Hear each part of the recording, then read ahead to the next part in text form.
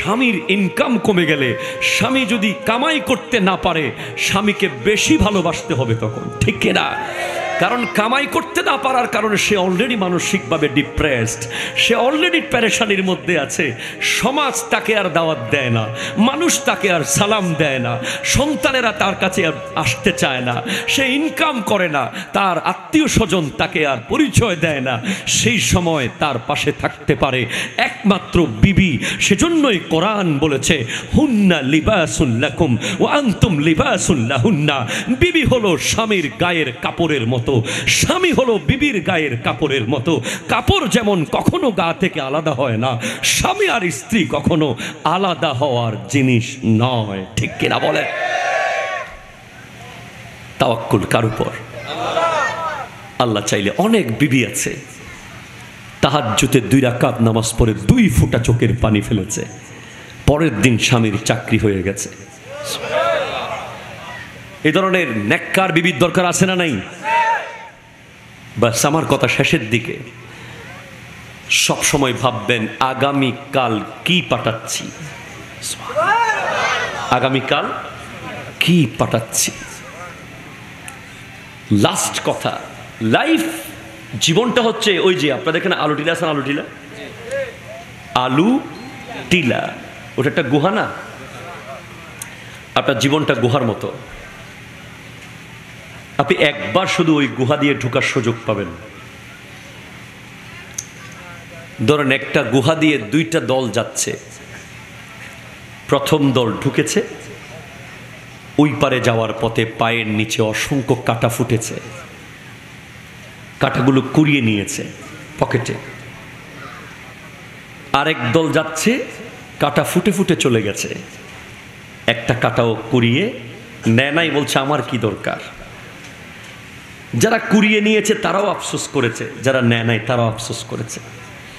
যারা কুড়িয়ে নিয়েছে তারা ওই পারে গিয়ে দেখছে এগুলো সাধারণ পাথর না, সব হীরার টুকরা। তারা আফসোস করছে, ইস আরেক টুকরা যদি কুড়িয়ে নিতাম বেশি, তাহলে আর 1 মাস ভালোভাবে চলতে পারতাম।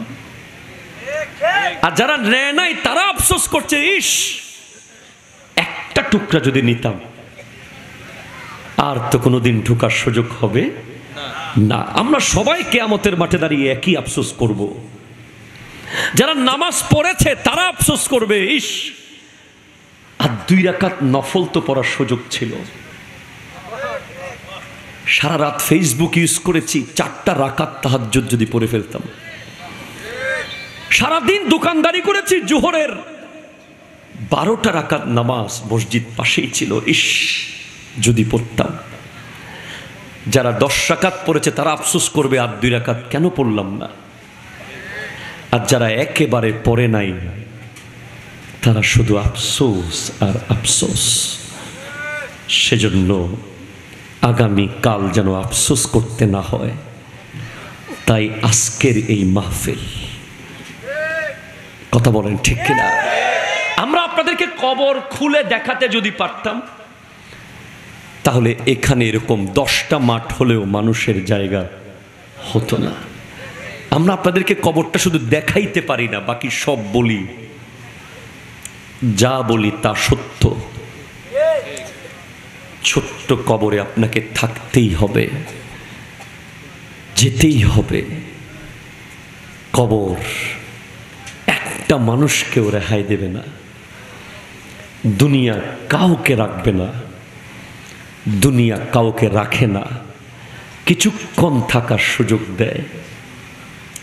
এটা কিছুক্ষণের দুনিয়া।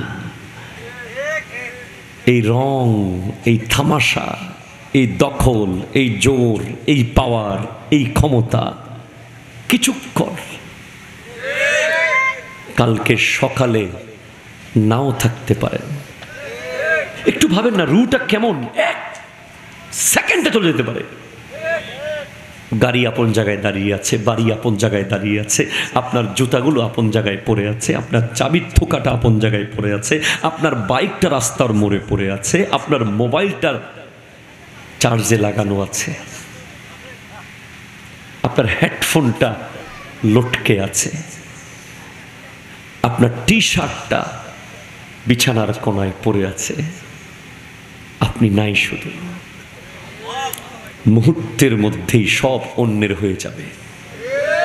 বলার সুযোগ থাকবে না যে আমার ডেস্কটা বন্ধ করিস, বলার সুযোগ থাকবে না আমার ফেসবুক থেকে ওই অশ্লীল সিনেমা, ওই নাটক যেটা শেয়ার করেছিলাম ওটা ডিলিট করিস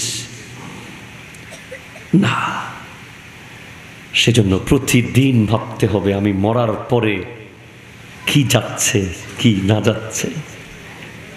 এই যে ফেসবুকে লক্ষ লক্ষ সিনেমা, নাটক, গান শেয়ার করে রেখে দিয়েছেন আপনার আইডিতে, পৃথিবীর মানুষের সেই টাইম নাই আপনার আইডিতে ঢুকে আপনার ফেসবুক অ্যাকাউন্টে গিয়ে আপনাকে গুনাহ থেকে বাঁচাতে, কবরের আযাব থেকে বাঁচাতে সেটা ডিলিট করবে আপনার পরিবার। আরে ভাই, কবর দেওয়ার টাইম নাই, জানাজা পড়ার টাইম নাই মানুষের। আপনার জন্য কাফন কিনে আনতে বিরক্ত বোধ করবে দুনিয়া, আপনাকে কাঁধে করে নিয়ে যেতে বিরক্ত হয়ে যাবে। আপনি যে ফেসবুকে লক্ষ লক্ষ মুভি শেয়ার করে রেখেছেন, লিঙ্ক শেয়ার করে রেখেছেন, হাই হাই হাই, কি করেছেন আপনি? আপনি যদি একটা হাদিস শেয়ার করে রাখতেন, যতবার মানুষ হাদিসটা দেখতো ততটা সওয়াব আপনার কবরে ঢুকতো। আপনি যদি একটা কোরআনের আয়াত শেয়ার করে রাখতেন সোশ্যাল মিডিয়ায়, ফেসবুকে, যতবার একজন মানুষ ওই আয়াত পড়তো, চোখে পড়তো, আপনার কবরের সওয়াব যেত। এরপরে গীবত তো করেছেন অনেক, ফেসবুকের স্ট্যাটাসে গীবত, নাম ধরে ধরে গীবত, কত মানুষের বিরুদ্ধে লিখেছেন। এগুলো সব বুঝবেন কবরে যাওয়ার পর। হ্যাঁ, দুনিয়ার মানুষ আপনারা পাসওয়ার্ড খুলে আপনার আইডিতে ঢুকে আপনাকে বাঁচাবে না।